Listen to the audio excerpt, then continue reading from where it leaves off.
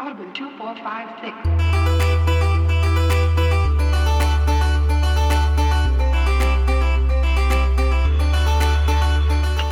State of the Save is back to explore spaceships, to venture where no man has gone before, to use other sci-fi tropes in an intro to try to get you to get past the 30-second mark. Welcome back to State of the Save. It's Eric, as always, with me, Michael. How you doing, Michael? I'm doing good. We also need a really cool title sequence. Doom. Just cues the State of the Save title sequence. We have a title sequence. It's just it's the opening music. That's our title sequence. It creates a image in your head of what you think State of the Save looks like when it records. Instead of it really being what it looks like, which is me sitting at a way too tall desk, trying to wake up after an extremely long Wednesday here. That's me every day. Well, today was extra long for me. I played the role of stay-at-home dad today because one of my daughters was sick, and boy, the day goes by extremely slow when you're locked in a house with a 1-year-old. It takes its time, but we're gonna do the best we can. Welcome back, everybody. We are playing, of course, Metroid Fusion today for the show. We'll be discussing the entire game. We're going to be talking about other video games that we've been playing, video games coming up, and the next game that we'll be playing for the show. So stick around for all of that. Right off the bat, Michael, Metroid Fusion is an interesting game for us. It's our first Game Boy Advance game. Our first Nintendo game. Yeah, it's our first Nintendo game, first Game Boy Advance game. It's a game that I believe both of us have played before, even though I think it's been a while for both of us. Have you played Metroid Fusion before, correct? Yeah, more recently. 2018 was when I first and last time played this game. I got to Metroid late. It was around the time I was starting to really emulate a lot of the stuff I missed a few years ago. And not emulate, you were purchasing copies legitimately, yes, and playing them on legitimate hardware per copyright of Nintendo of America. No, emulation is legal, so what I did was I had legal copies and then put them on a computer legally. Of course you did. Yeah, there we go. Now the lawyers are sitting back down. Somewhere in Japan, lawyers were standing up, but they'll sit right back down now. They caught us in that damn loophole. So about 2018. So yeah, that's not that long ago. I played this game when it came out. Wow. Yeah, I bought it about a few weeks after it came out, and I'm going to tell a story today. I'm going to change some details about the story to protect the innocent. Or how I acquired my copy of Metroid Fusion when it came out. So, we'll did not put get that permission. as a teaser. I didn't ask for permission. I'm just going to change details. I thought about it a little bit. Change the names. The names of the story have been slightly altered. The names and a couple other details and protect the innocent. But yeah, we'll do that. So that's a fun tale that's coming up shortly. Michael? Yes. There's been a lot of video games coming out. It's a good time for video games. It's a great time for video games. We're staring down in about 2 days the release of Resident Evil 4 Remastered or Remake. I'm extremely excited about this game. I think that it's probably the first game in a very, very, very long time I'm this excited about. How do you feel as we're moving into that 72-hour window here for the launch? Desperately want to play this game. It's on the hard drive. Do you know that feeling when you have a game preloaded and you just click on it to see maybe it'll let me in this time? I've done that a couple times. No one always it gives you that message is like, you're too early. Please come back at a later date. The PlayStation does a full countdown, days, hours, minutes, seconds, whenever you try to click on it. I think the Xbox just does the "you're too early, come back, asshole." Also, it has the soundtrack because I got the. I figured I'm gonna love this thing. It's the deluxe edition costs as much now as every other video game coming out, so I figured why not get the version with the alternate soundtrack and everything, and a mini soundtrack that is now that the PlayStation counts as a game. So now I have the Resident Evil 4 soundtrack on my dashboard. So I also can't play that. I'm also too early for trying to get into that. They can't give away any spoilers. Viva the soundtrack. I did break my stance that I had last week or last show. I said that I was not going to play anything. I wasn't going to watch anything. And the demo that came out that same week stared me down, and it forced me against my will to download it, and then it forced me against my will to play it. I was also team you should play it, because after playing it, I'm like, you need to get the shock off, because I couldn't process what I was seeing. Like, it was all new to me. I had it was like playing a demo build of a game and be like, I can't believe this exists. So I got that out of my system, so on launch day, I'll be 100% ready to go in on this thing. I played through this demo about 5 times. Wow. I really, really enjoyed what I saw of it. I sat there like a little fanboy and broke down every slight change that is not how it is in the original game. And that's not like a bad thing. Like, I'm not like, oh, they changed the this, and this. I don't want to get into it because it's kind of spoiler stuff. But, like, it's good. It makes me excited to be like, oh, look at these little changes they did and how this is done differently now and how this is different. This thing looks amazing. It feels amazing. Combat feels amazing. I'm just over the moon excited about sitting down and playing through this thing. I'm going to, because I am off today to play Stay at Home Dad, I'm not going to be off the day it releases, so it'll be a weekend project for me to start chopping into it. But I'm very excited, man. This is the game I've been looking out for a while. We've been talking about it before it even got announced that I was hoping they would do a remake of this. It's going. I'm going to be probably either the biggest fanboy or the harshest critic, but everything in that demo just kind of sold me right from the get-go. I was very much opponent of this remake. When they announced it, I'm like going, you can't do Resident Evil 4 again. It's lightning in a bottle. You can't capture that magic again and do this. Like, you'd be much rather served doing something like that needs a remake, like Zero or Code Veronica. As soon as I saw that gameplay footage released a few months ago, I shut up. And I'm like, this is... that they're getting it right. And then having played it, yeah, they got it right. And that's just from, like, the first 20 minutes of the game. And I'm like, okay, we're in good hands. This is going to be great. And seeing all the reviews kind of solidify that fact. It's interesting seeing, like, reading up on some of the reviews. Some people, the people who went in loving Resident Evil 4 are the people who give it the highest marks. The people who gave it the low marks are people who are like, I didn't like the first Resident Evil 4, maybe I'll like this one. And they kind of left on the same place they were in, which is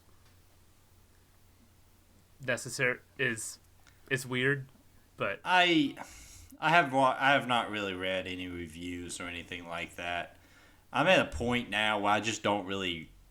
I put very little effort into trying to see, like, what games are reviewed and what games are, like, being given positive praise for, primarily because I listen to certain voices of certain people that I kind of trust their opinions on things, but I'm also just...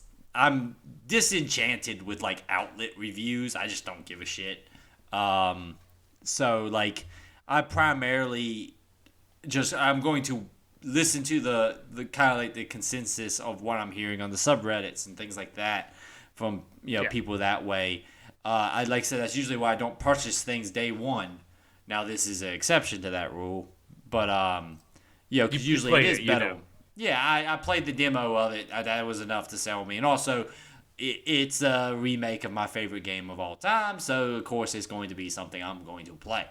I'm just over the moon excited about this thing. I feel like this is probably, like I said, this is the game I've been waiting on for about 5 years. And so it's like, okay, I'm ready. Ever since they started doing the remakes, like with 2 and really particularly when they remade 2, I was like, maybe this is coming. It just slowly has built to this day. But I'm excited. Come this weekend, it's going to be I'm hopefully going to be having a ball. My only problem now is I am too getting the fancy deluxe edition with all the costumes and the filters and all that stuff.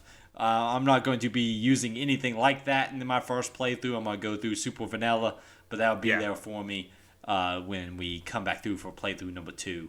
All the fun of Resident Evil is the New Game Plus playthroughs and all those costumes. I'm looking and going, this is going to be very, very fun to replay. I'm not touching any of that stuff. Because you can play it with the original sound effects and the soundtrack and everything. So I'm like, playthrough 2 is going to be a blast.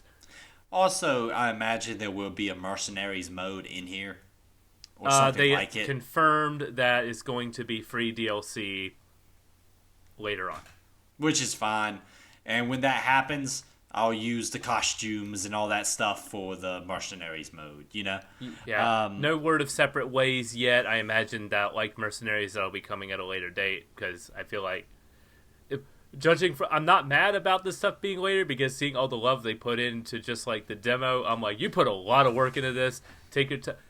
Give it to me over the course of a while. I want to be in Resident Evil 4 for a while. Also, I mean, Resident Evil 4 base, when it's released on GameCube, does not have everything that you generally associate with Resident Evil 4, because most people play it today with the like the PlayStation 2 content and all that stuff.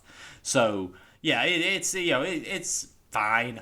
Everything in that demo tells me that they are putting a large amount of love into this project, and I can get deep into it, but I don't want to spoil anything for people who are trying to go in 100% blind.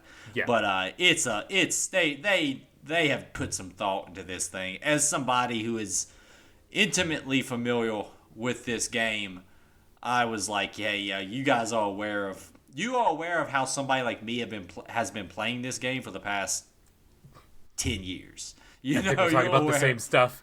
Like, it's like, hey, I'll do this trick, and the game thinks, no, you're not gonna do that. Yeah, it's like, haha, we know what you're doing. Haha, asshole. We too have been watching this game for almost half your life.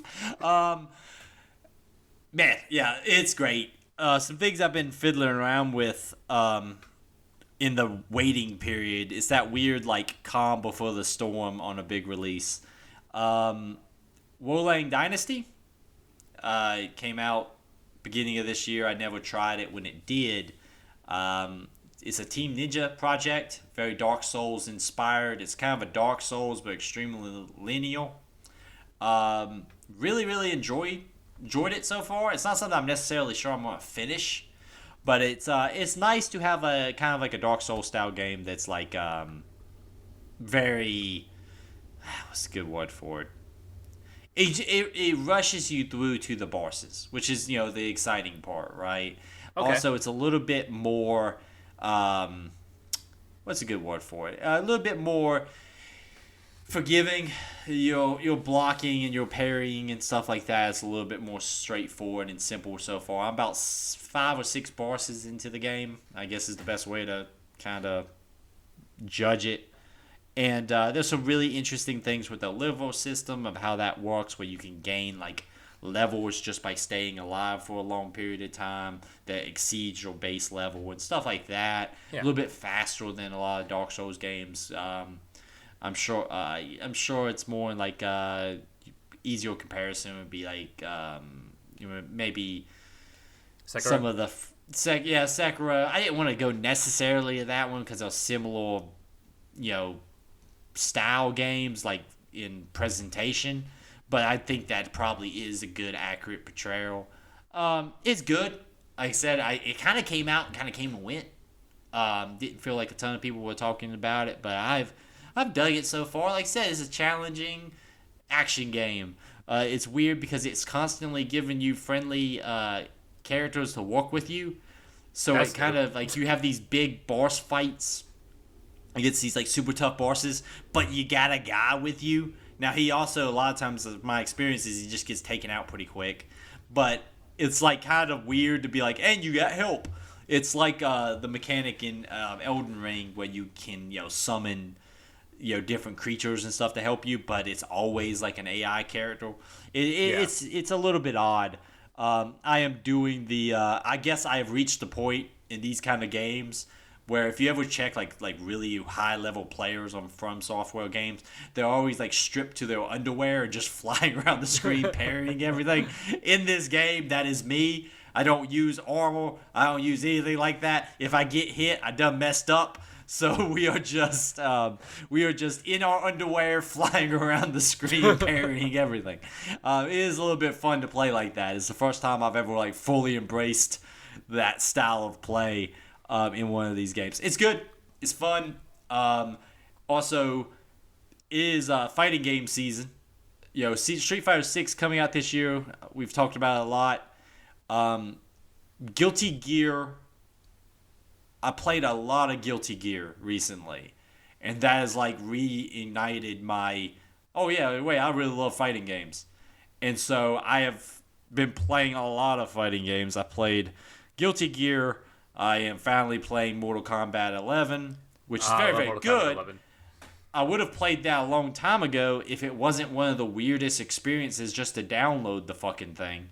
Because it took me like 4 times of having to delete the file and re-download the file and download the Xbox Series X version of the file, restart my console, download the story after the game was downloaded, download the DLC after the game's Series X version was downloaded. It was a nightmare just to get this thing off a disc. I was to a point that I was thinking, I'm just going to buy this thing digitally so I don't have to mess with all this disc stuff. But it's on there now. Yeah, MK11 was the absolute worst game to parse the download stuff because I had gotten like 50 gigs into the PlayStation 4 version when I realized I had downloaded the wrong version when I wanted the PS5 version. Most of that is probably when the PlayStation 5 UI came out, it wasn't as readable or it didn't differentiate that stuff as it does now. So that wasted a lot of time, and plus this DLC is not tied to 2 versions, it's 2 separate versions of DLC, which is a pain to juggle when it's all on one list, because if you got 50 pairs of DLC, it's like, once you go down a list, you're like, did I check that one off already? I don't remember. We'll just check everything, so, yeah. It was like that on the Xbox version as well, where it's just like, man. And then it's like, hey, do you got to upgrade all of your DLC because it's the Ultimate Edition or whatever. So I want all that stuff, I want all my costumes and stuff. And so it's like, then you got to upgrade them all. It just was unnecessarily a pain in the butt. But finally got that up and running.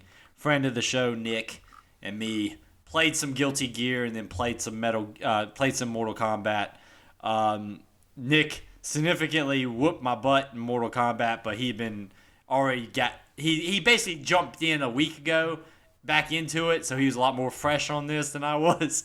But I've been playing a lot of it recently, so I'm waiting for my rematch. Real quick, what's your Mortal Kombat main? What's your main? Terminator, Sub-Zero, and Jade are my 3. Jade's a good choice. I like Jade. I haven't got into Terminator so much. We did the initial. I did the initial thing, like trying to play everybody just to see who fits my style. Traditionally, I am a Sub-Zero guy in Mortal Kombat. I will always play Sub-Zero. That's usually if I'm playing a Mortal Kombat, that's what I'm gonna go with. Here, I got really into Scarlet. I like Scarlet a lot. She's tough to wrap your head around. She has a lot of moves. Yeah, she's got a lot of stuff, but there's a feature on here I really want to brag about. Coming off of Guilty Gear, where I spent a lot of time in the dojo getting down my combos. In Guilty Gear, I'm a Giovanna main. That's my main. She's a lady with a woof. Not Guitar Lady? So, not Guitar Lady. I got into Guitar Lady for a little bit, and then I fell off. I did find out that in the Guilty Gear lore, in which there was a book inside that game that is longer than any religious text combined. Take all your major religions, put all their texts together, and it's gonna be shorter than the Guilty Gear lore. But apparently Guitar Lady was God at one point, which is kind of cool. She also has her hat is alive. So of course it is. It's pretty cool, but Giovanna is my style. I really, really love Guilty Gear. I'm not talking anything about that right now in particular, but Guilty Gear is great. Giovanna is like a rushdown character. They do a great job of presenting like skill levels for the characters. So it's like, hey man, you should try these guys because they're easier than these guys. And that's something I kind of want to talk about real quick because I'm in the fighting game thing with Street Fighter coming out and Tekken and all this stuff. I love that Guilty Gear provides like difficulty suggestions for the characters. I can't get over how great it is in Mortal Kombat that you can put your combos on the screen with you. That was something they started with Injustice, and I was like, every fighting game needs this from now until the end of time. It's amazing. It's amazing. Because, especially when you're doing the story mode in that game, and it's jumping between characters, but guess what? I don't play Cassie Cage. But when she shows up in story, I can go to the combo list, pick out 10 combos I want, and post it on the screen for me like it's a cheat sheet, and I can sit there and it help me learn the character. This is the greatest invention in fighting games. Every fighting game should rip this off. Please, all of you. It's just that's just a world of difference. Because a lot of times, like in Guilty Gear, I have 2 or 3 characters I know. I do the dojo, I memorize their combos, and I go from there. In Mortal Kombat, with all the different characters, I don't want to do that necessarily. I don't want to just pick 3. I want to play all these guys. So being able to post the combos on the screen is just a world of difference. Like, oh, hey, yeah, I've not played Liu Kang yet. So let's post 10 of his combos up there that I think look cool or maybe harder to memorize. And then post the fatality. So it's like, I'll just post the fatality too so I can memorize his fatality. It's great. I love it. All fighting games should do this. Have you delved into the story? Oh, you already talked about playing Cassie Cage in the story mode. What do you think of the story mode so far? I really liked 11's. It's freaking nuts. It's freaking nuts. I don't know what's going on because I fell off of it. I didn't play 10 or 9. I think I played 9, but not much of it. But man, it's just nuts. It's nuts. It's crazy. People are zombies that I didn't think, like Melina's a zombie apparently. I was like, what's going on with that? Yeah, it's great. I'm looking for. I'm playing through it. You know, it's my come home from work and play on lunch game right now. That's the perfect game for that. I played a lot of Mortal Kombat 11. I think I racked up like 40, 50 hours in that thing. Yeah, I mean, it's really good. I finally getting the fatalities down now. Like, I can do, like, the Liu Kang fatalities. And I can do a couple people extra ones. I'm in the market now for a fight stick. Going back and forth with Nick on what kind of fight sticks to get. But, yeah, it's fighting game season. It's time to talk shit to people and not live up to the shit you talk. Because I'm not particularly great at fighting games. I'm the first one to admit it, but I enjoy the hell out of them. So yeah, we'll see. We'll see. It's a good time. I know you said that you had just been playing some Judgment. Yeah. Yep. So you're still chopping away at that. 20 hours in, the PlayStation dashboard says I'm 46% done with the story. Well. Yeah, almost there. Like I said, I mean, I that's always been the thing that's held me back from those is just time commitment, but it still seem like wonderful games. I really like this. What The only things that seem to annoy me is when I'm getting into the main story, and then it kind of railroads you into a side story that's completely different in tone. Some of them are a lot of fun, but there's one egregious bit where you're like switching, even though the side quest bit is great, you switch to a different character to play a bit to get some information on the larger mystery. And then she picks up the phone to call Yagami, the main character, about what she learned. And he was like, "You sound out of breath, what happened? It's a long story." And then you go back and play what happened with Yagami during that bit. And it's a side mission involving a kid's dad being hunted down by the Yakuza. And then your partner saves him, so the kid is like, he's a super cop, when he's like ex-Yakuza. So... That's cool. It's fun. It's fun, but a part of me is like, who's very invested in this mystery at this point. It's like, get back to the mystery. But at the same time, I don't know if I would want. I'm conflicted about it. I really like this game. Would you like to go ahead and jump into Metroid Fusion? Let's do it. All right. So Metroid Fusion.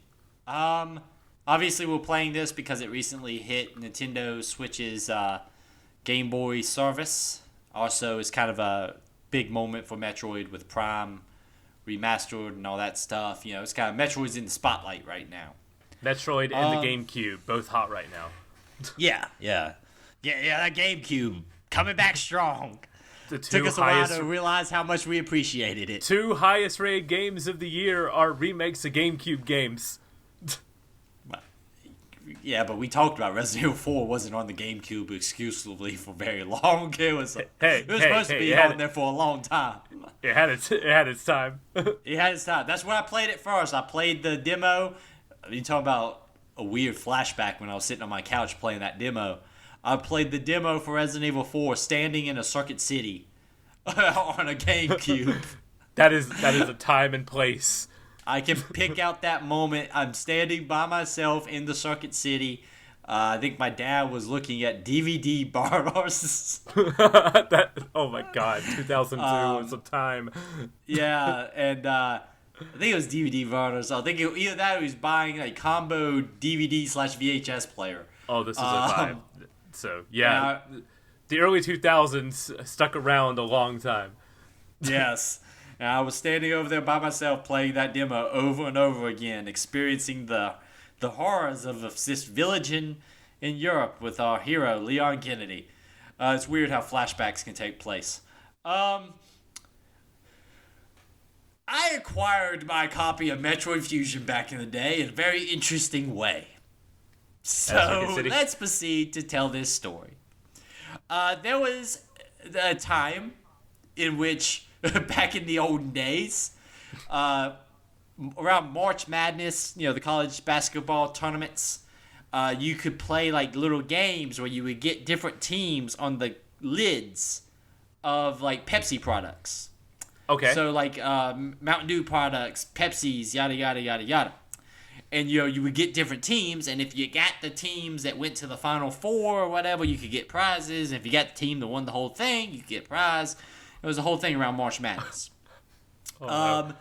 This was a big ad campaign by the Pepsi products, in which in one of their commercials, a man and his buddies are hanging out, and to get more caps so he could play the March Madness Pepsi game, he takes a bet in which he runs around his neighborhood naked to get their caps so he can win the thing, and they lock him out. It's a funny ad on the TV. Ha ha ha ha ha ha.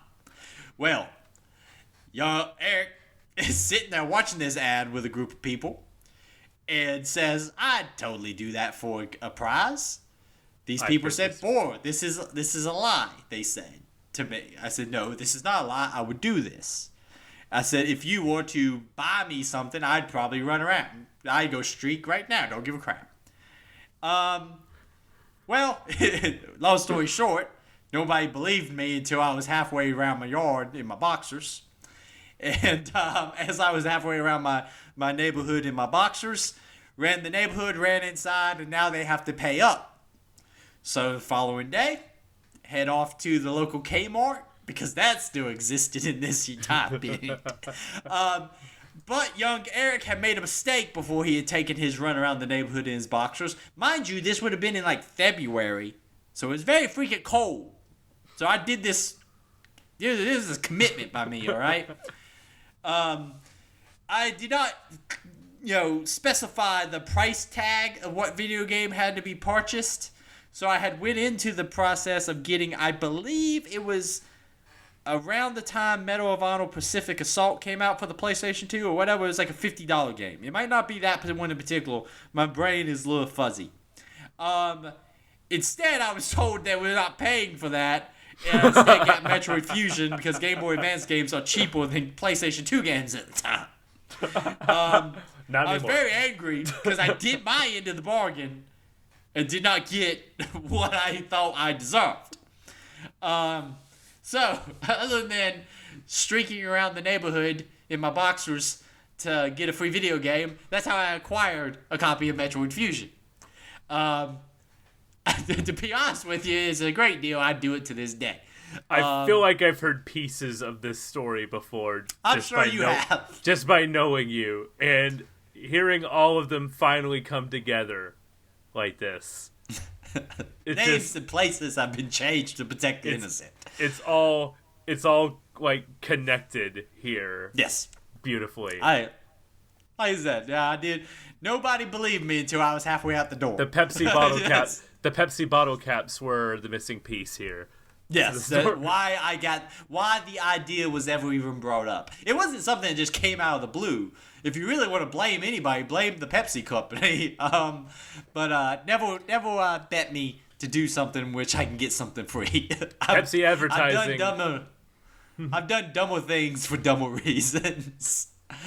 But yes, that's how I acquired my copy of Metroid Fusion. Was it worth it? Yes, I enjoyed the hell out of Metroid Fusion. It took me a lot longer to beat Metroid Fusion back in the day than it did here. Primarily because, and this is a segue, this is why I'm a master podcasting host. Apparently, I forgot how much of Metroid Fusion is just standing around bombing random walls. And I imagine back in the day it took me longer than it did here.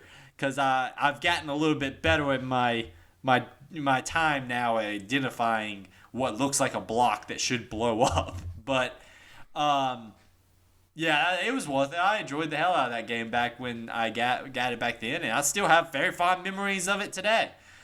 It was a trip to play it now. It's amazing how much I remembered. I remembered certain boss fights. I remembered certain moments. I particularly remember like the boss fight with the serpent, where you're hanging from the ceiling, shooting down at the serpent that's jumping around.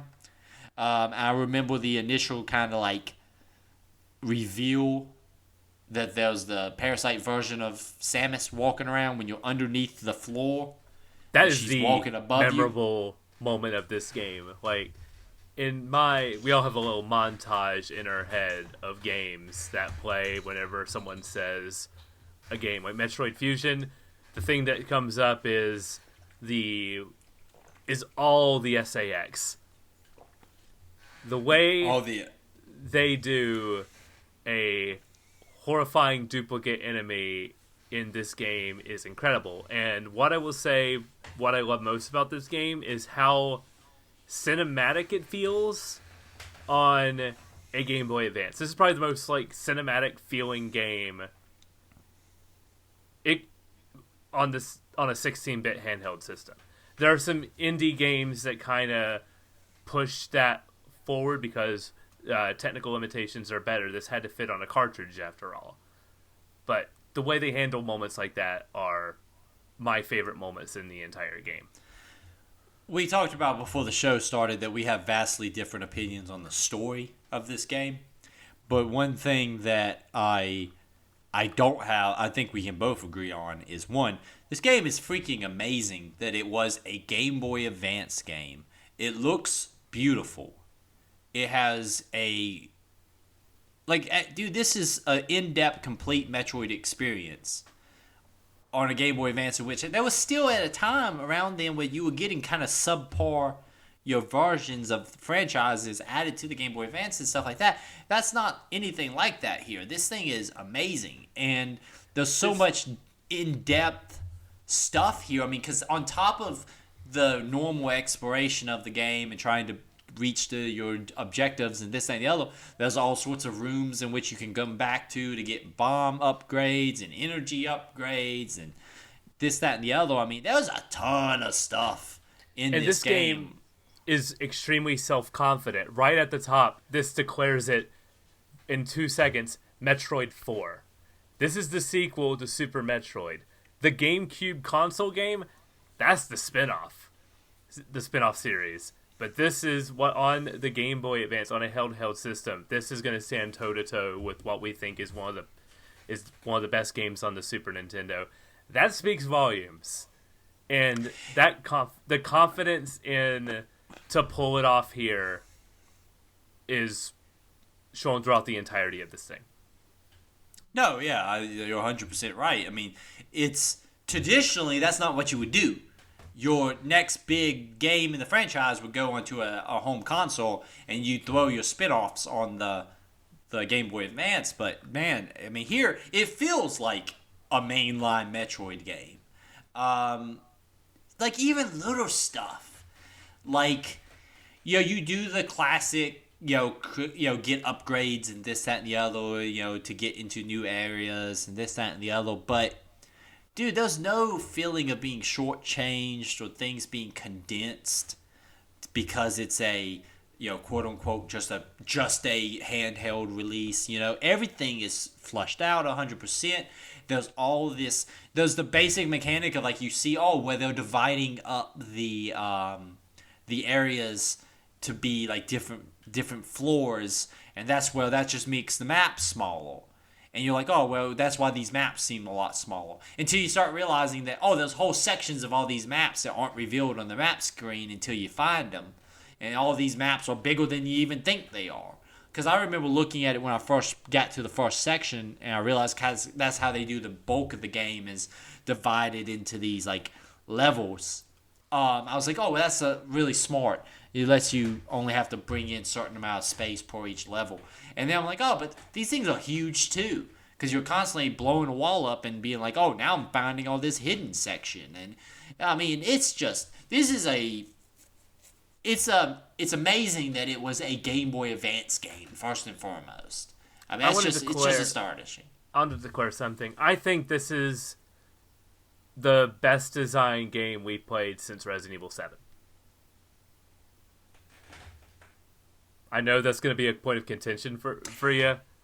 No, I'm not sitting here disagreeing with you. I'm sitting here thinking about it. Because it feels like every single choice made for the sake of gameplay in this game is deliberate. When they looked at Super Metroid, and being like, well, why wouldn't that game work on a handheld console? The fact that it was handheld console. The fact that Super Metroid was extremely open to the point where you could spend hours in that game looking for what you need to do. Here, it's a lot tighter. It's designed for the handheld experience. A lot of people see that with a negative. This game is linear. There's objective markers. But there is a lot of, especially once you know the layout of the station more so, you have a lot more hidden paths. You don't get as much as those objective markers. You need to go where you fought this boss previously to get the next thing. And then that requires your memory of the map as well as like your new abilities to kind of find shortcuts on the way there. Because at a certain point in this game, you don't have to go up the elevators anymore. You can find hidden paths to connect at least some of the floors together. I didn't find paths to connect them all, but those might be in there. I finished this game with 44% item completion, so there's a lot of this map I haven't seen. Oh, I had to look up. There was one particular section. It was a section that to access it, you have to use the speed run. Yeah. And for some reason, it just wasn't clicking with me. I don't know why I didn't figure it out. Like as soon as I saw it, I was like, "Oh, you dumbass, duh." But so I let me look up somebody real quick and see if I can just get a hint where it's at. And like this dude had all sorts of shit. I was saying like, how the fuck he's got all this? His energy bars are like this long. He's got like 100 missiles already. I'm like, dude, what the hell? Yeah, I know I missed a bunch of stuff, but dude, I know I missed a bunch of stuff, but it's just a testimony to how well designed it is. I don't think I disagree with you as much as you think I probably would. You know, we harked on how great Resident Evil 4's design and presentation was. 7, sorry. 7. Well, 7. Yeah, 7. We have 4 in the brain, it's fine. Yeah, which one of them evils are Resident? I always like to mess up titles and just get people mad at me, because occasionally people would be like, hey, you used it wrong, or you keep calling things video games. It's like, oh yeah, I'm aware. I think you got a good point. Like, dude, there's a ton of great stuff in how this is designed. And it's designed intelligently in a way that you're assuming people are playing this in short bursts. Because it's a handheld game, you're probably playing this. You might not be sitting down for 2 hours to play it. You might be sitting down for 15 minutes. That's kind of how I played it this time, to be honest with you. I did a lot of, it's at the end of the night. Everybody's going to bed. I'm about to fall asleep. Let me play 20 minutes of this, or play till I get to the end of this floor or whatever. And it's designed in a way that's very quick for you to pick up right when you are. Oh, okay, yeah, bam. And like you can always go back to a navigation room, and it'll give you a re-breakdown of what you need to be doing. The map does kind of what Resident Evil started to do with like Resident Evil 7 and the Resident Evil 2 remake, where it gives you a map and then fills in as you've been places, which makes it super easy to track if you are trying to get somewhere. Oh, I've already been in this room before. I need to be looking for a way out of this room into the room ahead of me or above me or whatever. It does that, already. And that's something that I remember bragging on when Resident Evil started doing that. It's like, oh, it's so smart. It lets you know what rooms you've been in, so you know whether you've looted everything there, and it changes the color if you looted everything or whatever. No, I mean, from a design point of view, it's very smart. I kind of talk a little bit of junk, but it's not by any means like serious. That is a lot of like shooting walls to figure out what to do, and that's just this kind of game. That's not even me being like negative on it. It was something that at first kind of put me off. I was like, bombing all the damn floors. But, you kind of get the vibe of it pretty quick, where you're like, this looks like a room that should have a secret. And 99% of the time you can find it. There are a few specific moments where I think it's implemented poorly.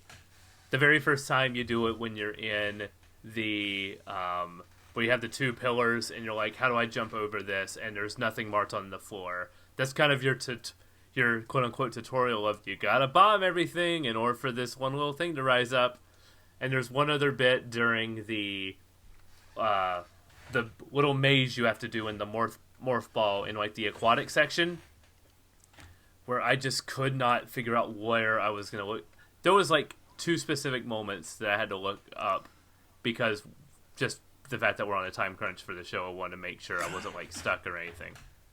That is something that I will say. Like, I feel like when we get into these kind of moments in games that are very like head scratchy, just because we are playing it on a time crunch means that sometimes you're not as patient with it, or at least I'm not, as I would be in normal scenario. So if we were just playing this for fun, I would be a lot more patient with it, because if I didn't complete it in 2 weeks, what's the big deal? But when you're playing on a time crunch, it can be a little bit more frustrating, and it's sometimes hard for me to separate those two scenarios. So I always do want to like acknowledge that's a problem that is specific to with the way we are playing this right now. Yes, especially since our lives are busy outside of doing this too, but I always try to allocate like, okay, I'm going to give myself 2 to 3 hours to play as much of this section as I can. And when I'm stuck for 15 minutes, it just feels like time that's like slowly being eaten away. It's not the game's fault. It's not the game's fault necessarily. It's just I become a lot less patient with these kind of puzzles, but it's totally given a more time, specific I could have to- figured these yeah. out. Yeah, It's totally a specific to our situation thing, because I mean I don't want to hark on it too much, but that is something that I do also because hey, it's the end of the day. I've gone to the gym, put the kids to bed, wife is going to sleep, and I got like an hour and a half before I need to hit the bed myself. I'm gonna, I'm playing for this hour and a half. I need to accomplish something and move forward in the game. And it can be a little bit of a frustration marker. But like I said, I don't think the design of it is by any means bad. Everything is able to be found out without having to go to a wiki or something like that. It's just, time consuming and stuff like that. Exactly. Obviously, I did it back in the day, back in the day, because like I do remember finishing it when we got to the end of this game. There's the sequence in which Samus is rescued at the hangar bay and stuff. I remember very clearly that moment, as a playing it for the first time. So like obviously I got there. I might have peeked at a strategy guide or something at the GameStop. And it does follow a very Metroid, it follows a formula, get the upgrades, gain the suit gear. I will say this, I think this suit is is a cooler suit than the normal Metroid suit. I'm just going to go ahead and throw that out there. I love the fusion suit. When you get like the yellow with the temperature thing, I think it looks really, really cool. So I don't know if that's blasphemy or not, but I think the fusion suit's cooler than the regular Metroid suit. Samus's design and animations in this game are really great. Yeah. And, like, there's even very subtle things, too, with some of the environment stuff. My friend requested that I talk about this, but I'm like, dude, I'm already on it. Don't worry about it. In Super Metroid, when Samus has her arm cannon out, she has her hand on the top of her arm cannon. But because we'll talk over a lot of the story once we get there, Samus is in a weakened power state here, so her hand is underneath her arm cannon like she's trying to hold it up. Something very small and subtle, but it adds so much to just that one sprite. That she's on the defensive, that she's having to like hold herself up. It's so good. There is a reason why sprite design is an art form. This sprite design in this entire game does a lot with the minimum. All the enemies read very clearly. You know exactly what you need to do with the enemies. They move smoothly.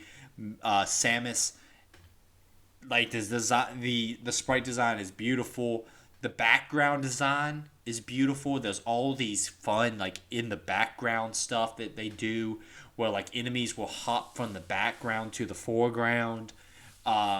There's the different effects of like how like rooms that are under like super cold and rooms that are hot and stuff like that really affect, like, the lighting is super cool. There's lighting design sometimes where like Samus is in a dark area, so there's like a halo of light around her and you can totally see everywhere else, but it still looks really cool. Yeah, it's cool. It adds so much atmosphere. Atmosphere is the key word here. Yeah, for this game.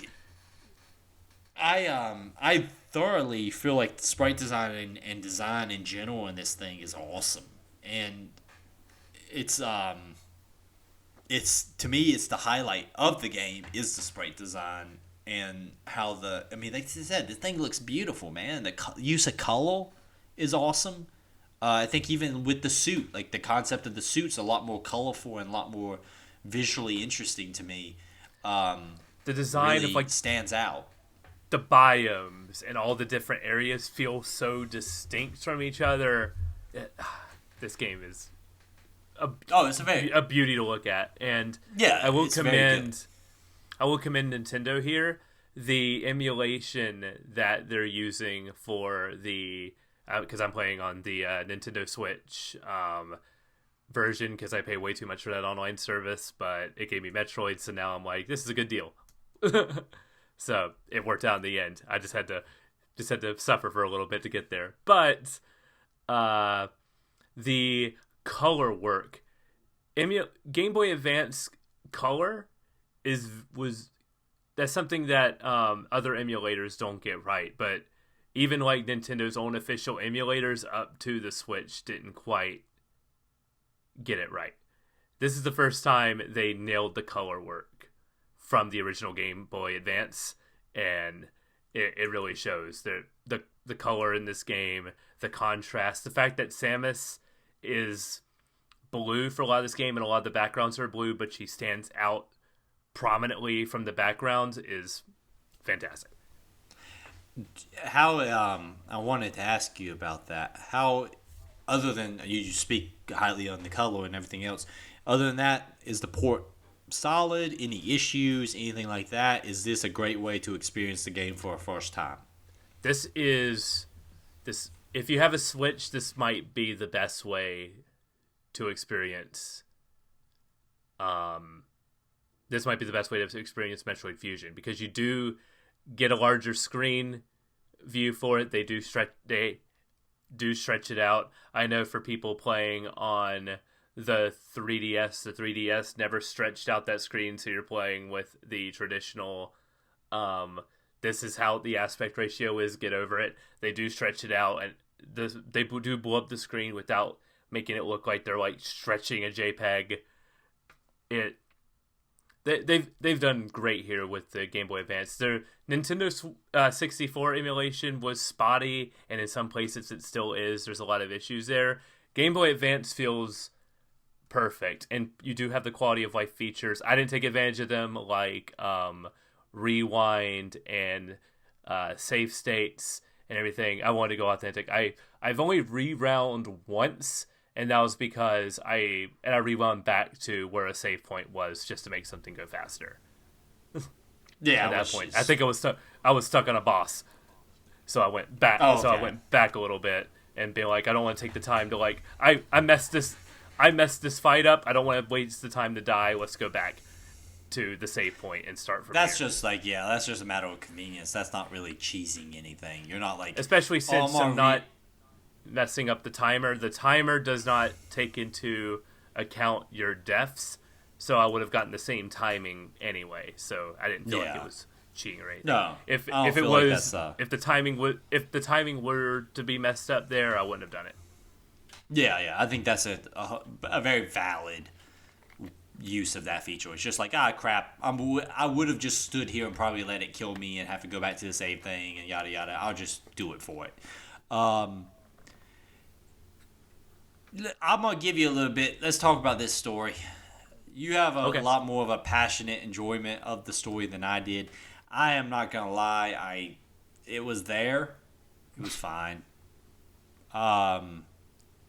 Explain to me and tell me why you love this story. Well, that's not meaning to be hostile. Well, that's meaning just be like, explain. Like, why did you point the flashlight on me? Why do you like this? Why is it? Cue LA Noire sequence. Calm down, Cole. Yeah, Cole accusatory pretty quick. That's just a reference that only 3 people are getting right now. No, but give me a kind of run through. Why did you enjoy the story as much as you did? I like its connectivity to... It goes back to the presentation. It's not so much the individual beat-for-beat story they're telling, it's the way they tell it. It's a very simplistic sci-fi story, but the fact that it's woven into both the gameplay and the cutscenes, I think, elevate it over the writing. The fact that it's so tight in the gameplay. It's why I liked Death Stranding, kind of. I didn't think I was going to compare this game to Death Stranding, where here they are.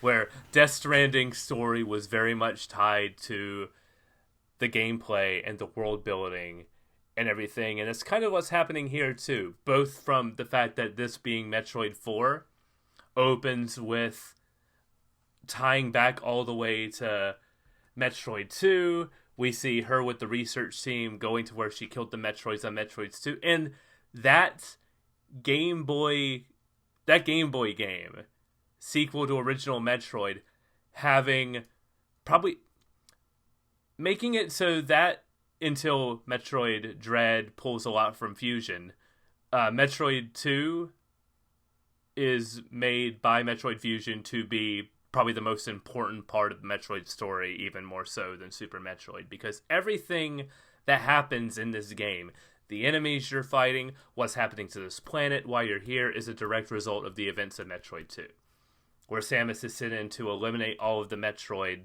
from SR388. And there's a consequence to that, because now that there's no more Metroids that were kind of acting as like checks and balance for this planet, the X-Parasite grew. And the X-Parasite is causing an infestation that, of course, threatens the galaxy and everything. But it also gives a direct tie to our hero, because the X-Parasite is what's killing Samus. And they have to like strip all her power suit off and everything. So the main antagonist, being the SAX, is directly tied to consequences from the second game. I thought all that was awesome. No, I mean, I think that you are 100% correct in that fact that it, we talked about it up front. They put it on Front Street. This is Metroid 4. They do, they're going to connect everything. It's going to show you that this is not a side story. This is the next continuation. I agree that the presentation of it is great. Like, I'm not going to argue on that part. I mean, dude, like I said, one of the things I remembered before I even played this game was rolling in through underneath the floor there and having the X-Parasite version of Samus walking down the hallway above you and having that realization of like, oh crap, there's an evil version of me stalking these halls. Or when you go to the frozen section early and the camera just pans over and you see a frozen Ridley there. It's just like, oh crap. Yeah. How is that? Really, really how is cool. he here? What is that? That's such a great moment. Yeah, when you run into there and you're like, ooh, wait a second. And it's the tying it deeply into the game itself and showing like those repercussions to your actions in the previous games. And like I enjoy the fact that like, hey man, the reason it gives you a reason why you're not got all your upgrades, because they had to take it away because of your suit being infected. And like it's always good when the game doesn't just like ignore the fact that, well, you had all this stuff. Why is it that all of a sudden I don't have a charge beam and I can't turn into the ball? It gives you an in-lore reason. What's your defining moment of this game? What's the game you would say is you're like, hey, these are my like 3 moments that sold me on Metroid Fusion? It's story-wise specifically. No, it could be a boss fight, it can be a segment, it can be anything story-wise. I'm just thinking, what's those moments that like when you're going to think back on this game, you're going to think, oh man, it's this. As much as I love like the exploration and everything, it all ties back to the cinematic stuff. The reveal of the SAX, and just the fact that it's not even a combat sequence here. You drop down and the SAX is just walking in a room underneath you. And the fact that you hear Adam talk about the SAX long before you even see it. It's just like, the X has infected your power suit. It's stalking you on this station. You have a 10% survivability rate. If it sees you, it will kill you. And then, a while later in the gameplay, when you drop down on the floor and then you walk on like the platform over here, you hear it first, just like the clanking of metal boots, and then it just walks underneath you as like the ambient score plays. That's defining moment 1. That part rules. It's very reminiscent of like Nemesis. Yes. And how it pitches it. Like when you enter rooms and you see that she's blown up a hatchway, and it's like, oh, like you'll sometimes come back to areas that she's been through, and like just that reminder of like, oh yeah, she's not having issues with security doors and things like that. They're just walking their way through. Just blowing up security doors. Yeah, you can. Yeah, there's moments where you're going. Rockets. There's moments where you're going back to a section you've already been, and there's doors collapse, and you're like, "Oh crap, it's been here. It's here now." So you never know when you're going to. And it's never when you expect it. It's never a big dramatic reveal of the SAX is here. The SAX is coming. You gotta watch it. It's just like you're in a room. and it's there with you. Yeah, it's just like, hey, surprise. Well, they do a good job of not like telegraphing it too much and being like, you're about to run into, or no, it's like, hey man, you round a corner. They're out doing their thing here too, and you just occasionally cross paths. I think that's a great defining moment. It's like how people describe Nemesis in Resident Evil 3, the original Resident Evil 3, where it was there was some not procedural generation, some randomization of when Nemesis could pop out. So even on like repeat playthroughs, he would just appear in different places to keep that surprise alive. And I feel like there's no, unless you have played this game multiple times, remembering the exact moments when those, when the SAX pops out again. Because it always just feels so inconsequential. It's not a big, it doesn't seem like a big set piece until the SAX is there with you. Exactly. Yeah, that's why I referenced Nemesis. Like, yeah, it feels very Nemesis-like. Yes. Like I said, I think that this game does many things great. I think one of them is the bosses. I talked about my favorite boss in particular is the serpent guy who you're like fighting above on some platforms above like some water, and you're basically having to jump down from the platforms up to the ceiling and then shooting rockets at it. Just every one of the bosses is just top tier. Spider boss can go to hell. No spider boss. I do want to talk about the no Ceres, spider boss as in like you didn't like it, or as in you struggled with it. I struggled a little bit with the spider boss. That's one of 3 boss fights that slapped me around silly. Okay, I was about to say, I was like, did you just like steamroll that guy? Because I did not steamroll that guy. It took me 3 or 4 tries. What took me countless tries was, I guess I'll go ahead and talk about it. Nightmare was a problem because once it was a stupid thing that I was doing wrong. Where I use the charge shot because you're 1 upgrade short of the wave beam. You have the 3-pronged charge shot whenever you encounter this boss fight. And it starts the boss by jumping up in the air and then coming down, and you gotta shoot the cannon first. Missiles aren't gonna work because the anti-gravity chamber's on. So, or the gravity chamber's on, so your missiles are falling, so you gotta use the charge beam. Then, when phase 2, when his helmet pops off, you jump on the ladder thing and aim, and the first thing you're going to try to do is your missiles.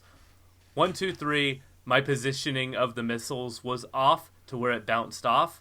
I used the charge shot, it worked. So that tells my brain, oh, he's immune to missiles, the charge shot works. Is the only thing that works on him. Cue about an hour of me throwing myself at this guy is where I looked it up. I was like, I gotta be missing something here. This is one of the only couple parts I looked up. I saw that you could use missiles, and I was like, oh my god, really? I misaimed that. I never thought to check again because I missed on that one try. Then something else worked, so I was only going to be using the thing that worked, and then I beat him in 2 or 3 tries after that. That's something that I feel like with many bosses in video games in general, getting stuck in like your brain telling you it knows how to beat the boss, but not being flexible enough to like step back and try something else. I played on that Wolang Dynasty, Fallen Dynasty or whatever, the first major boss that you fight there. I was in the same boat. I had convinced myself I knew how to beat him, and I just kept fighting him the same exact way, thinking that, well, I'm just mispairing this, or I'm just not doing this fast enough. And it wasn't until I stepped back and like finally told myself, you have to change this damn strategy, did I beat him in like I think 2 times. And it's just like sometimes, yeah, you're getting stuck in your mindset of like, this is how you do it, and refusing to try anything else can be a thing we all fall into sometimes, where it's like you're convinced like this is clearly a skill level, not a strategy level. I'm just not doing it fast enough. I'm gonna brute force this motherfucker. And the fact that that boss relies so much on the One of my only complaints with this game is something with all the original Metroids. They fixed it in Dread. I find the space jump very unreliable on when I can pull that off. It feels like sometimes I can turn in the air, sometimes I can't. I wonder, is it just like the timing between hitting the button press of the jump with a directional, and it just doesn't. Half the time I feel like I'm halfway through a jump and I fall. It just doesn't feel reliable. So the fact that that's how you dodge the boss's attacks was another layer of frustration on top of that, because I feel like I'm just not getting good at this space jump. They make it a lot more versatile in Metroid Dread. So I was dreading that in that game when I picked it up, but they made it better. I agree with you. Like, I mean, you're right. Jumping in general is a little weird. I just feel like sometimes I'm floaty in a way that I don't anticipate that I'm going to be, and it causes me like to misgrab things. Like I'll jump over I'm thinking back like the pits when the water's electrocuted, and I'll jump up towards the ceiling to grab the ceiling, and for some reason the ball just doesn't connect with the ceiling the way I think it will, and I'll just fall into the electric water. It's just little stuff like that where I just don't feel like the jump's as consistent as I want it to be from the get-go. But it is a Game Boy Advance game. There's going to be a little bit of weirdness with control stuff, like in particular like things like trying to aim at an angle never walks the way I want to, you know? Yes. That's always something I struggled with. The lack of 2 more face buttons on the Game Boy Advance always confused me. Just because it's 2 buttons short of emulating the the Super Nintendo controller. Yeah. You just need like 2 more. A and B. It's just A and B. It's just like, what? You have triggers. You got triggers, but you don't get 2 more face buttons. Yeah. It's very weird. And it's the fact that, and it makes things here a little bit more difficult than they need to be. They also streamlined some stuff from Super Metroid where all your missile upgrades just layer on your missile. You don't have your missiles and your super missiles or anything like that. It's just like, it's all a missile. Once you get the ice missile, it's a missile still. Like there's no switch to the ice missile. It's like, your missile is now an ice missile, and it still works as a missile. Your super missile is now an ice missile. It has a charge on it that can go to other places, and guess what? It still destroys missile blocks. So it's a giant missile. You now have an exploding giant ice missile. Bombs the same way. It's just like, yeah, man. Let's not make this more harder than it needs to be. Kind of. I don't want to shortchange it here, but I feel like we're kind of getting to the end of the conversation here. What's your final thoughts on Metroid Fusion? I love this game. Barring like an hour and a half of frustration where the game was slapping me around silly, I love this game. This is very high on my personal list of games we played, and I really want to, once we do the end of year discussion, I think I'm still going to be high on it. I want to talk a little bit more on like the ending stuff on this game. Everything from like the restricted labs up until the end, because that's like my other big defining moment of this game. So it's another part that I think does story well without saying a word, because every time I feel you, Eric, in that like when this game tries to have dialogue, it's just walls of text. And I never feel like Samus is written well. She finally talks here. My note is not anything she says. I just have Samus talks. Yeah. But here in the restricted labs, we have the reveal that like there's the cloning facility for Metroids. So they're all over the place now. And then once you get to the top, and then you get the warning goes off, so you go back down, and the X is there, not paying attention to you, just in the background, destroying like all the Metroids, causing this huge thing going off, and that's what triggers the first base explosion where it detaches from the ship. And then you get the reveal. There's a cool, scary reveal here that doesn't fully pay off, where Adam reveals is like, "Oh, you got rid of it. That's great. There's 10 more on the station." Yeah, It would have worked with just one more because we only see Yeah. the one more we only see that one more SAX appear. It would have been, yeah, it would have been more scary if, like, oh no, there's another one. One or two. Saying there's like 10 kind of makes them a little bit less unique. If it, like, yeah, it just feels weird that, yeah, it feels weird to be like, and there's 10 more. It just feels unnecessary. I think what would have been better here is if they put a ticking clock with it. Like, there's 2 more it can produce asexually, so you gotta leave before there's an army of them. That would have worked. Would have been That like, would've worked. oh crap, Yeah. so add another time element to it. It's like there's 2. The problem's twice as bad as it was, but it can get tenfold. Not just be Yeah, like, there's it's- 10 SAX on the station. It's like, they're what? growing. Yeah, they're growing.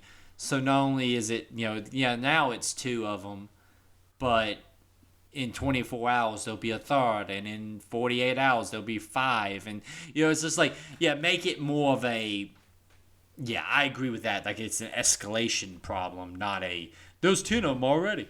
Yeah, I agree. That would work a lot better. It does the thing every sci-fi thing does, where the AI becomes more human.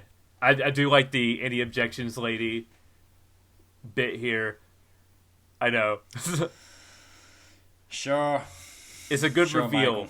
that plays up the fact that this is Adam's consciousness uploads the AI, and that he's gaining his humanity back to Samus, because Samus played a part. It's like he would say, whenever he would give me orders, he would say, any objections, lady, and I saw it as a sign of respect. And to see this Adam do the same thing as he flips the switch and goes, okay, I'm not going to give you any more orders anymore.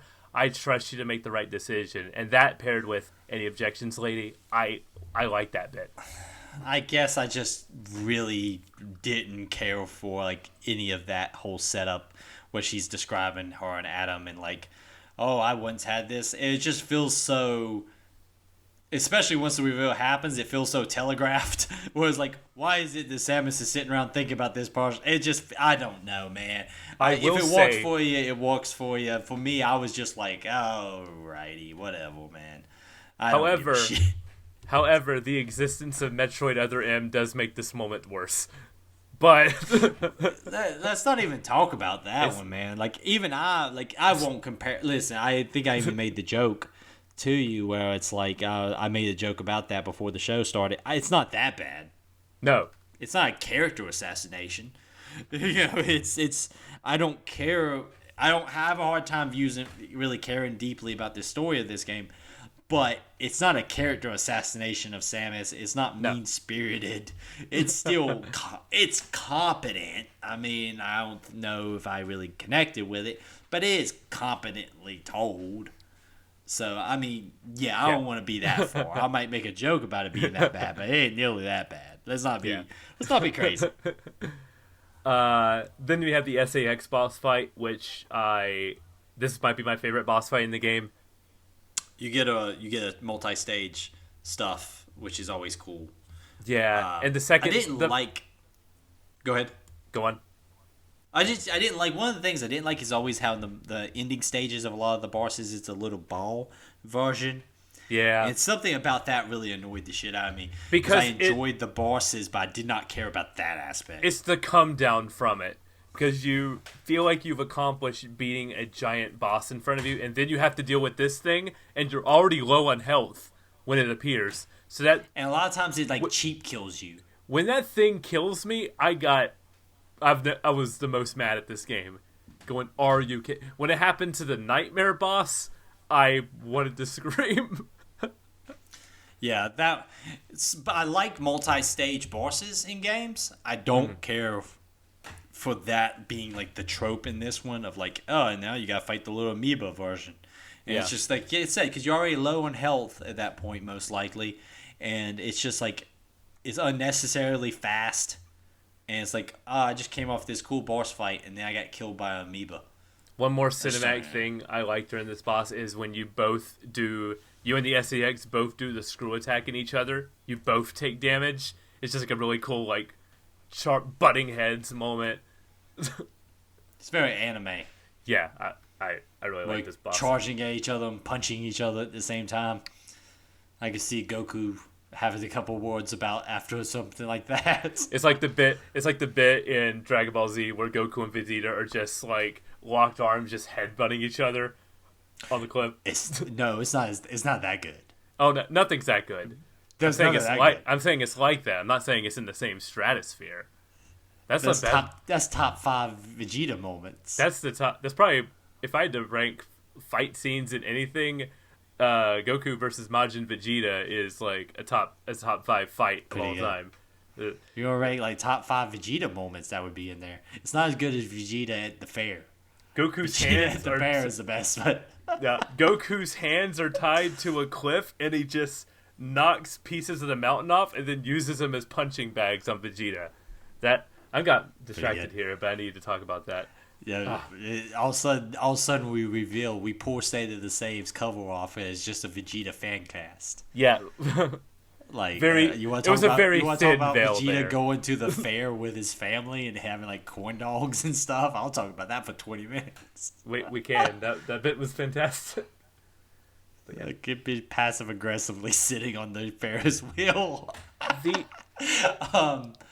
Yeah, no, back to your point. The only thing I didn't love about the ending here is that it's a little too similar to the ending of Super Metroid. Yeah, you get the rescue at the end and all that stuff. Yeah. The thing you're hunting down, what you consider your enemy, comes back to save you and let you get away. The SAX doesn't make sense saving you because it is a mindless... I know the idea... I get what they're going for. Because they're trying to tie it into the theme of the AI was like locked in as its own specific thing, but then it evolved over time to give respect to Samus and let her do her own thing. But here, the X is like a parasite that is trying to just expand. It doesn't have a mind of its own or anything. It's just constantly about dominating and controlling. And the fact that after one fight with you, the X is like, respect. Yeah, it just feels really weird. It's not the same thing as the baby Metroid saving you. It does but the moment here is good when it fuses with the suit and you finally get your power armor back and just dominate the boss. It's the power fantasy at the end. Yeah, it feels good. Then the base crash lands into the planet and it's revealed that the animals that you saved earlier were the ones piloting the ship to get back. So that's a cute... That is a fun little reveal there. Like, when you let them out and they go disappear, and she's like, "I wonder where they went." But listen, it's not bad. It's just it tries to repeat the same feeling that from Super Metroid, and I think Super Metroid did this bit a lot better. Dread, without spoilers, has its own take on this moment, and it frickin' rules. I need to play Dread. I really need to. I think I would enjoy it. I got it if you want to borrow. Just say the word, and you can play some Dread. I got a long trip coming up. It's gonna be. If you want a direct sequel to Super Metroid in the way that Fusion was surprisingly tying into all the other series, Dread does a great job of that too, while also standing on its own. I love Dread. Yeah. Is probably my... If I were to rank the Metroid games, Zero Mission holds a special place because I played that one also in 2018. That was my first Metroid game and got me to fall in love with it. I love Dread. Fusion's number 3, and then Blasphemy, Super Metroid's number 4. Super Metroid is daunting. It's humongous. It is so easy to get lost in that thing, and as a result, I think the other games are paced better. Sometimes less is more. Yeah, I can recognize that it rules, especially at the time. I just think what they did with the series after was better. It's also, it's vastly different when you're playing something and you're coming to something at a later date when there's already different, more updated, maybe different versions of it out than if you were to play it the day it came out or around the time period. So sure. I think that's a completely fair, analysis. I think all in all, I think we come away from Fusion, even though we differ on the story feelings. I think we can both agree Fusion is a great game. I think that it still holds up as my favorite Metroid. I think of the ones I've played, it still holds up. Like I said, I haven't played Dread or anything, but it's still pretty damn good.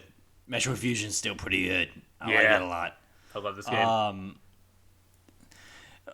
It's time for us to talk about what we're playing next, which is very important. So, Michael, you don't know this, but it's a more pressing reasons why we're playing this next game than you are even aware. I saw pictures of lions being shared in our Discord, and I have no idea the context of this. Yes. With this will most likely be 3 people on the next show. I think Nick is coming back to play this with us. We are playing Warhammer Space Marine. Da-da-da. It's very exciting. The cult classic game, I think came out, 2011? 2011. Yes. Yes. 2011. It is not backwards compatible with your favorite consoles anymore, so you're gonna have to be busting out a 360 or PlayStation 3, or it does have a nice Ultimate Edition that's available on PC. That I believe is still on sale at the time of this recording. I think the spring. Yeah, it was like $10. The same spring sale, and that thing is not cheap on the Steam store. I think it still goes for $60 when it's not on sale. Really, I think the sale was $10 though, wasn't it? Wasn't it pretty cheap? Yeah, it was $10. It's $10 on sale. So now's the time to grab it if you want to play along with us. It's this is a game that I'm excited for. Multiple reasons why we're playing it. One, Warhammer Space Marine 2 is coming out this year. The long-awaited, long-excited, hoped for a sequel that I did not think was actually ever going to happen. Is hitting this year. Looks great. Warhammer 40K is in a renaissance period right now. Obviously, I think it's pretty clear that I'm a humongous Warhammer fan. Spend a lot of time reading books and painting miniatures, and play probably once or twice a week. I play Warhammer Tabletop. Mostly play Warhammer Kill Team. That's my jam. Nick joining us, also a fellow tabletop player. Michael, you've played a little bit, but you haven't been 100%. You haven't pledged your soul to the Emperor yet. I played one game, won that game, and went peace. You'll fall in line eventually. We'll make sure it happens one way or another. Goody. Menacingly informs you of this information. But Warhammer is also, I believe, in about 2 hours. We're recording this. It's about 9 o'clock at night here on the East Coast. In about 2 hours, we'll be getting what will most likely be the reveal of 10th edition, which will be the big edition of Warhammer Tabletop. There's only, the game gets different editions. Think of it as like releases of sequels. 10th edition should be getting announced in the next couple hours here. Things are about to get huge.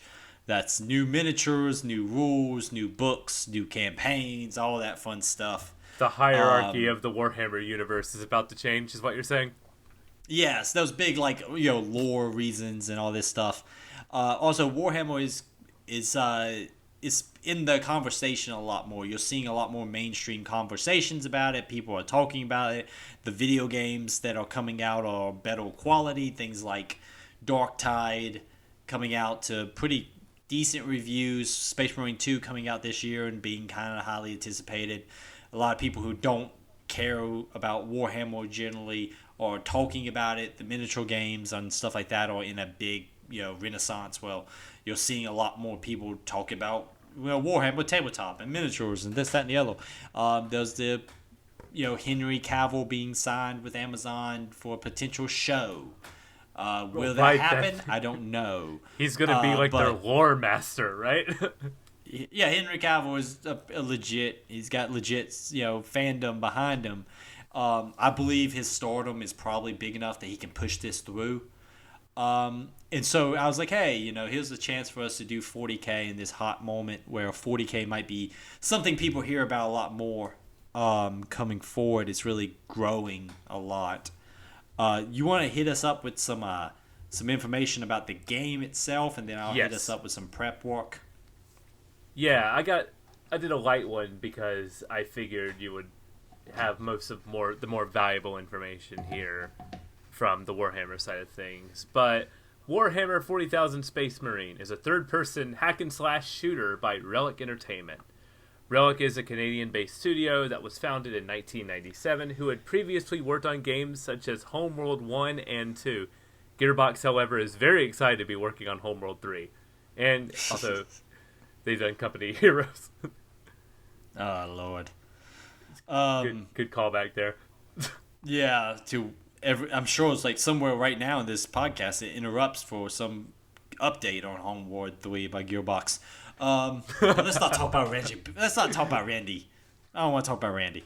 Go ahead. THQ acquired Relic in 2004 for $10 million in cash. Relic released Warhammer Space Marine to average scoring reviews, lots of 7 out of 10s, on September 6, 2011. The team for the game consists of industry veterans whose resumes include Gears of War, God of War, and Far Cry. The game was a massive success, selling 1 million copies in about 2 months, which is very good for a game that sits around like the average 7 out of 10 stuff, but it shows that the Warhammer fan base was excited to get. I want to say at the time, you can probably speak to this more, that was on the high end of Warhammer games that were out at the time, right? Games Workshop, who is the owners of Warhammer 40K and Warhammer Fantasy and all that stuff, were for some reason very, very like odd with their choice of the video games that were developed. A lot of Warhammer games before Warhammer Space Marine and before like the Vermintide series, which were kind of like the beginnings of things maybe starting to change, there were a ton of just turn-based okay Warhammer games, and it seemed like they were very focused on trying to recreate like the feeling of playing a tabletop game. There were exceptions, things like the Dawn of War games that were viewed very favorably. Warhammer Space Marine was the first time in which you actually saw a game try to emulate the feeling of what this world feels like. That's something that when you play tabletop games and you play with your little miniatures, the joke is always that, on the board, it's little plastic pieces moving around little plastic buildings with dice being rolled. But in your head, there's these epic, explosions of plasma guns going off and chainswords hitting orcs in the face. And, it's that feeling of, like, the imagination taking over for where the board is taking you. Yeah. And Space Marine was the first time where you actually got that feeling. And there is a lot of DNA of Gears of War. There's a lot of God of War DNA. This is not a cover shooter. Space Marines don't need cover. That's surprising to me. This is not a cover shooter. Space Marines don't need cover, Michael. I didn't look up Space Marines stand out there and they take it. This is going to be... this is a game that's kind of become a cult classic, and it reminds me of how people feel about... Are you aware, like, the Lord of the Rings, the Two Towers, and the Return of the King games for the PlayStation? Yeah. Yeah, they're like games that people would look back on very fondly, and they're like these hack and slash kind of things, but there's just something special about that kind of genre and that kind of game. There's a lot of that same feeling I have towards those games I have towards this. Okay. This is, like I said, it's a big melee. It's a lot more melee focused than you're probably thinking it is. Hack and slash, basic combos, cutting through waves of enemies. It's a Muso. Yeah, it's just there is a green tide of orcs coming at you, and you are going to walk forward, and when it is done, there will be no more orcs. Okay. Okay. Sounds all right. So yeah, I think one of the main reasons it's been such a long period of time before Space Marine 2 is all the THQ was the kind of the reasons why I doubt we got the sequel to this, because they went under, correct, about 5 or 6 years ago, didn't they? Who? Relic? No, THQ. Oh, THQ. Yeah, THQ closed, I believe, in, was it 2014? I actually didn't write that down. But Sega of Europe acquired Relic after its closure, and there were 2 sequels planned for this game, I guess, to be a part of a trilogy or 2 separate sequels. I'm not exactly sure which. It doesn't go into a lot of detail about that.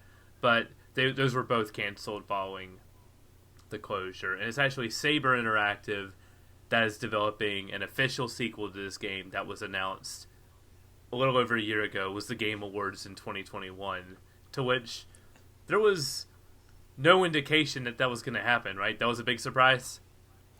I mean, listen, everybody in the Warhammer community it was a constant thing about, like, one day we'll get a Space Marine 2. Did anyone ever think it would actually happen? Nah, probably not. And also to get what it looks to be a Space Marine 2, where this is a direct sequel to this game. Captain Titus is in this. Now he looks to be Lieutenant Titus. He's all Primaris now. So this is a direct sequel to it. So the fact that it's not just like a reimagining, or it's just this is Space Marine 2 with new characters and things like that. Now this is a direct sequel. Main character from Space Marine is here, and it's being published by Focus Interactive, who's a publisher who I always sit there and I have like a weird affection for. They did Atomic Heart recently. They did a Warhammer game recently, Warhammer Bounty Hunter, that was set in Necromunda. It was a first-person shooter, very Doom-like, a few years ago that they did. That was okay. It was fine. But yeah, my hopes are high, man. Anything else we need to know before I go into my set the stage? That's pretty much it. I'm ready to have the stage set, because I know very, very little about Warhammer. I know there's an Emperor. I know that it borrows a lot from Dune, of all things. Warhammer 40K starts in the late 80s. It is a science fiction version. This is really a basic overview of Warhammer Fantasy, which was a already existing game system that Games Workshop had out at the time. Warhammer Fantasy is at the time very similar to your classic European style fantasy, Lord of the Rings, those orcs, things like that. So Warhammer 40K is that in space at the beginning. It is very heavy on the satire and is very heavy on its influences. It takes a lot of influence from Dune. It takes a lot of influence from the Starship Troopers novel, which is very different than the movie. It's a satire. It's a very heavy satire when it starts out. It's moved away from the satire in a lot of ways in recent years. In some ways, that leaves it in a weird spot. We'll go ahead and make this statement extremely clear to everyone. It's something I feel like I'm going to be having a lot if there ever is an Amazon show. There is no good guys in Warhammer 40K. Everyone is evil. Everyone is bad. Just because they are human does not mean they are good. That just makes this extremely true, up front. It's important to remember that this was a satire kind of universe when it starts out, and now that it's moved away from the blatant satire, it leaves it in some weird spots where there is a regime that is extremely fascist and religious zealots and things like that. They are not good. You're not supposed to be like them. But no also one wants they look to be. really cool. They look rad as hell. You play as Captain Titus of the Ultramarines. They are a Warhammer Space Marine chapter. You can think of Space Marine chapters as like knights if you want to. I guess that's a close analog. The Ultramarines are kind of the poster boys of Warhammer 40k. If you see a piece of artwork or a box, it's most likely going to have an Ultramarine on it. They are the like the baseline. When you're introduced to Warhammer 40k, the Ultramarines are usually what you are introduced to. Those are the guys with the chain swords, right? They have chain swords. They are, I know that. 10 feet, 8 feet to 9 feet tall demi-humans. They are taken as young children and physically and indoctrinated to become Space Marines. The average Space Marine starts out at like 12 years old, if not younger. The rate of survival to become a Space Marine is extremely low. They might take 100 of you, and maybe 2 of you might become a Space Marine. So are the Space Marine chapters, are they on... I know there's going to be some sects that aren't aligned. Are they all fighting for their own purposes, or are they serving... You are serving the Imperium of Man. Think of it as humanity. They are worshipping a corpse on a throne that is named the Emperor. I don't want to get super deep into this. I want to explain the basics. Warhammer lore is extremely complex.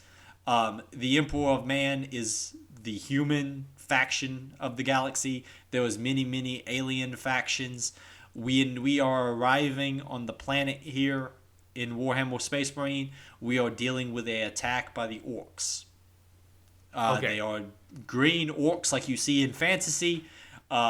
They are based around originally in the creation of Warhammer 40k soccer hooligans. So they have a lot of soccer hooligan in them. They're going to talk like that. That's okay. The only thing I would say, I don't want to get too deep into it, is not all Space Marines believe in the Imperium, and some of them don't believe in that, and they believe in something else, but we'll get into that in the game. And are these individual Space Marines that don't believe, or are they like factions? Cause mostly chapters. Or legions. So each chapter is basically a PMC with its own ideals that all serve the same master. Think of them as night houses. So they'll think of them as like this separate group. They operate independently, but they believe and they serve the Imperium. Okay. It is very important to know that the Ultramarines are a very standard, basic version of a Space Marine. There's a reason why they are on the box cover of everything. They are easy to understand. When you get into Warhammer lore, most people start off learning about the different factions, and when you learn about Space Marines, you learn about Space Marines as Ultramarines. But then you get into the other factions that are all weird. Like my favorite Space Marine chapter, and the chapter I play, is the Blood Angels, and they are vampires. So, cool. There's a lot to it. But the Ultramarines are very easy to understand, as in they are up front, they believe in they're honorable, they follow a code called the Codex Astartes. They are think of them as like knights. Got it. Captain Titus is leading a small group of Space Marines. Space Marines in themselves are such a valuable asset. Most people in the world of Warhammer 40k will never see them. They're in the millions and millions of planets that under the Imperium. Space Marines are not something you see every day. They're almost viewed as like a religious experience. They're called the Emperor's Angels. They are it's like seeing a direct divinity of God when you see a Space Marine. And that's why they have the kind of angelic winged imagery on their armor. Yeah, they are. You'll hear them called the Angels of Death, or the Angels of the Emperor. Space Marines are extremely, like I said, they're mentally indoctrinated. They have extra organs. Each Space Marine has 2 hearts, 4 lungs. They are built to be extremely durable. You will be leading a squad of only 3 people in this game. That's completely normal. It's very unlikely in most situations that you see armies of Space Marines arrive because of how spread out they are. You generally don't get hundreds and hundreds of Astartes arriving to help you, you might get a single ship's worth or whatever. So it is kind of lore accurate that you have. You know how in like Uncharted it's always weird that like Nathan Drake's just a regular guy, but yeah, he kills like 500 mercenaries to get to his objective. Yeah. In Warhammer, you're going to kill a lot of things, but it's okay because it would be lore accurate for a Space Marine to wave through hundreds of enemies. They are that level of teal. If you want to connect it to other science fiction from video games and things like that, everyone talks about like a Master Chief. Master Chief is here. A Warhammer Space Marine so far above him you can't quite see him. Like there's a vastly difference with what these guys are.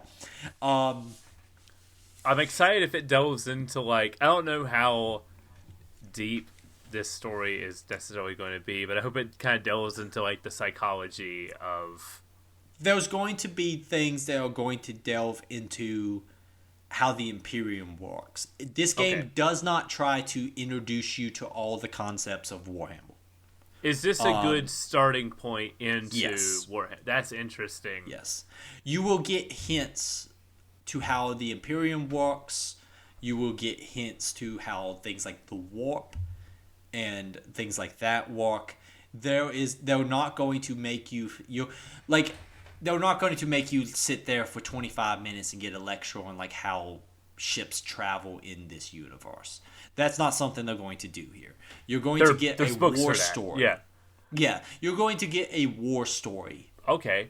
And that's kind of what I'm looking for. I'm looking for and then you're going to be a beat-for-beat story that I can follow in a grander world that I can delve deeper into.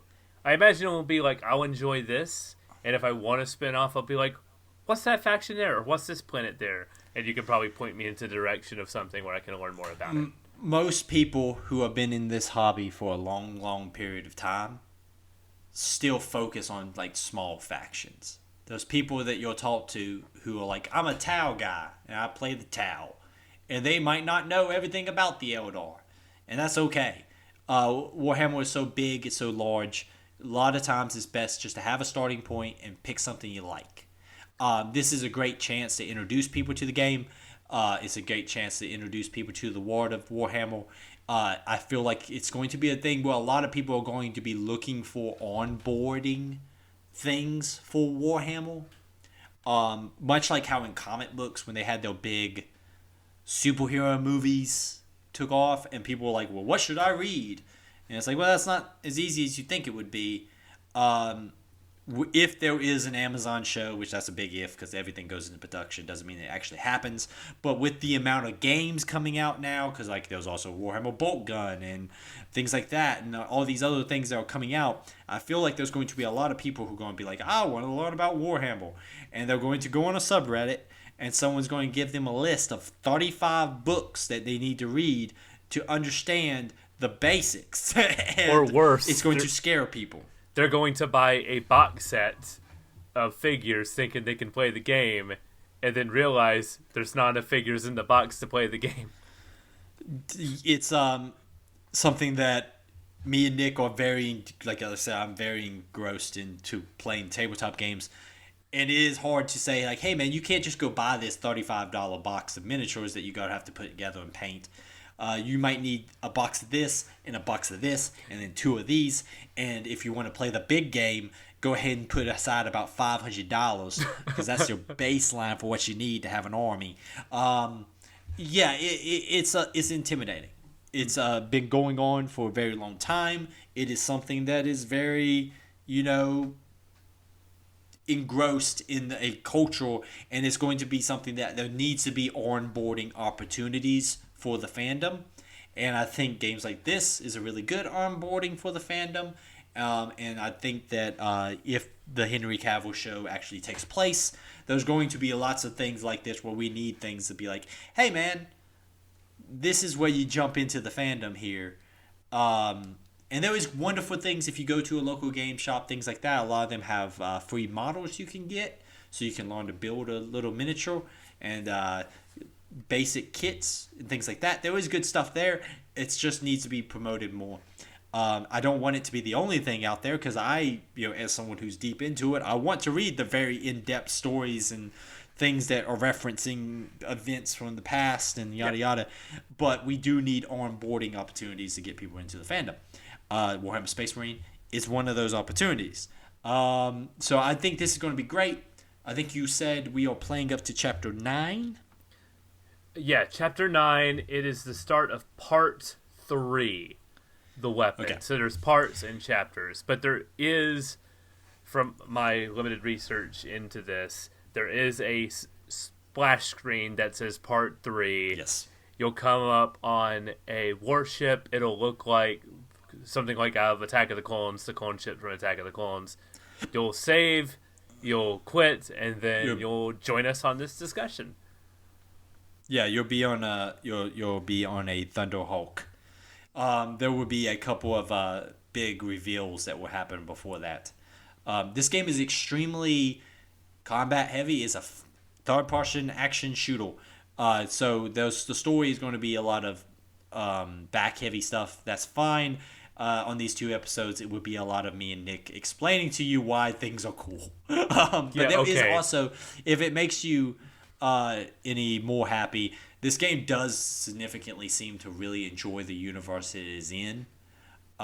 There is lots of just love letters to, like, this is how this weapon system works.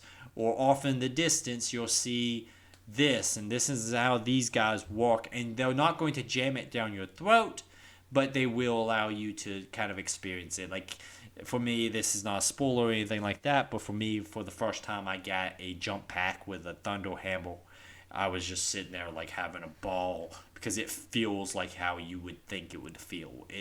This is a power fantasy. I suggest playing on normal. You'll have some moments that will be kind of very difficult. Completely acceptable to play this game on easy and just hack through stuff because you should feel like a 10-foot tall demigod. Because that's what you are. It's but I'm very excited. I'm more excited now than when I was going into it, and I was already interested. Yeah. My copy arrives in the mail tomorrow. I'm looking forward to getting that. I found a PlayStation 3 copy on Walmart.com of all places. Hey, so I acquired my copy a few months ago and played through this game, I think, less than 2 months ago. But, no, I think this is going to be great. stateofthesave@gmail.com or stateofthesave@gmail.com. We got 2 emails. Not this again. Yeah. At State of the Save on Twitter, TikTok, Instagram. We are also on YouTube. And you can go on Twitch and also watch us. Michael goes on there and does a lot of streaming. Thank you guys for the recent amount of listeners we've gotten. The past few shows have had some, new people jumping on. We appreciate that. If you didn't have an opportunity, go back and check out Splinter Cell Chaos Theory. That was a really fun 2-parter. Really, really enjoyed doing that one. And it's going to be fun. Thank you guys for listening. We appreciate it. And stay safe out there.